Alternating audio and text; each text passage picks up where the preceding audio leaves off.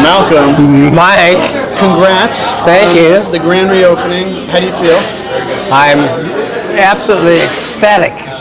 I mean, this has been a beautiful occasion, Yeah, beautiful new space. it is a beautiful space. We've had to move 3 times over the last 30 years. Every time we got a better spot, Yeah, but this is the best yet. we have upgraded. We have, and thanks to an army of people.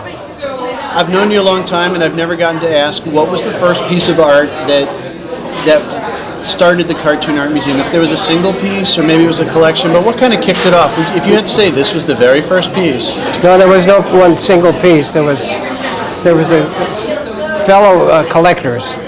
I decided that we should have a cartoon art museum in San Francisco, like Morton Walker had on the East Coast. And I got together with another bunch of. We used to have monthly dinners, and I said, anybody interested in doing a cartoon art museum? And a couple of people did, and we formed a board, and then we hammered out a kind of a plan. Yeah. And then we pooled our best pieces from our collections and started showing them around in public buildings, like it was now the one Bush Street or at Kaiser Center and so on. In a way, it was like the first pop-up exhibit. The way we have pop-up exhibits now, it kind of kicked it off. Exactly that. Also, then corporations had money Yeah. to kind of dress up their buildings. Right. I mean, they may still have the money, but they don't do it. But anyway, we learned somewhere along the line that they pay a fee for that. Oh, they do. Yeah. So we paid a little more attention to who would pay a fee. And so finally we got enough in our bank account to take a rental space at 3rd Street. And it was not then, and I think still called the Print Center. Right. And that was the first location. I think you're too humble to even dwell on this, but in some way, your museum has sort of legitimized and brought into the mainstream the illustrated form, graphic novels, comic books. They are given so much more respect than they were 40 years ago, where it's like, oh, those old things, I threw them out. Now people understand they have merit. There's a story. Do you ever think about? Well, hey, come on. To it? That's funny. I was going to I was told I was supposed to give a little talk tonight, and somebody said it all. It was just great. Right. You covered it. But part of my little chat was the fact that when we first founded the museum, in the more immortal words of Rodney Dangerfield, the art got no respect. Yeah.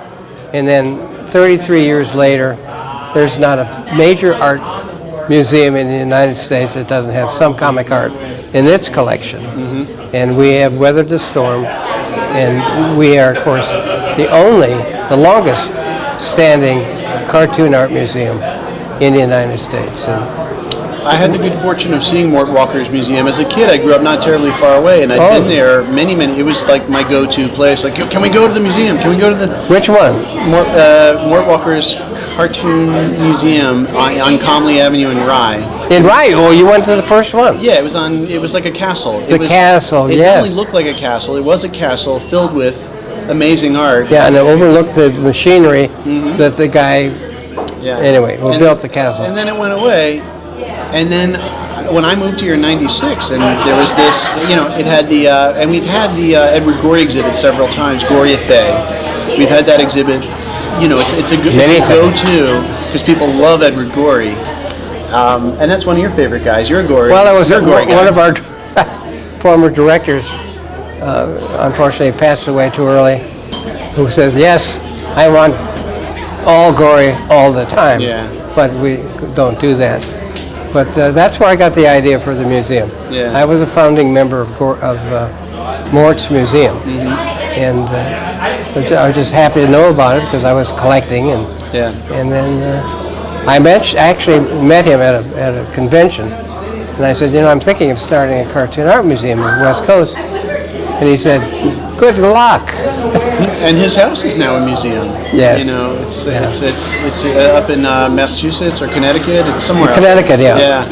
Yeah, so he's really started it all. Right. We just brought it further west Right. and helped bring it across the country. And Yeah. now there's, we're here. There's Schultz Museum. There's cartoon art museums all across from here to back to Morris. People who want an infusion of comic and cartoon art, this would be a go-to destination. San Francisco is one of the most visited cities on the planet, but if you're a comic and cartoon art fan, we do have the Schultz Museum up in Wine Country, our museum here. And I gotta say, Malcolm, this location, holy cow, the foot traffic, as opposed to, in the old location, I'm sure you heard this if people you ask about the museum, like, oh, I passed it every day at work. I passed it every day at work. I've never been in, but I passed it every day. Well, I hope that doesn't happen this time. It won't happen this time. I mean, we have right across the hall is our store. Yeah. And we have one of these big, wonderful windows right out overlooking Pacific. Yeah. And so I think that'll attract a few people. You can see Alcatraz from here, but also yes, people that's a good idea because a lot of my relatives are. Anybody who's heading further along into the wharf, they're gonna get shanghaied into here if they have any interest in comic and cartoon art. As you know, San Francisco is historically a cartoon town. Yeah.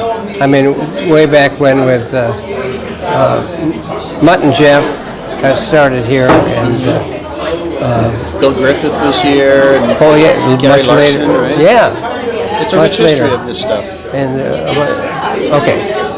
Yeah. In a word, Malcolm, how excited are you for the new museum and the new exhibit?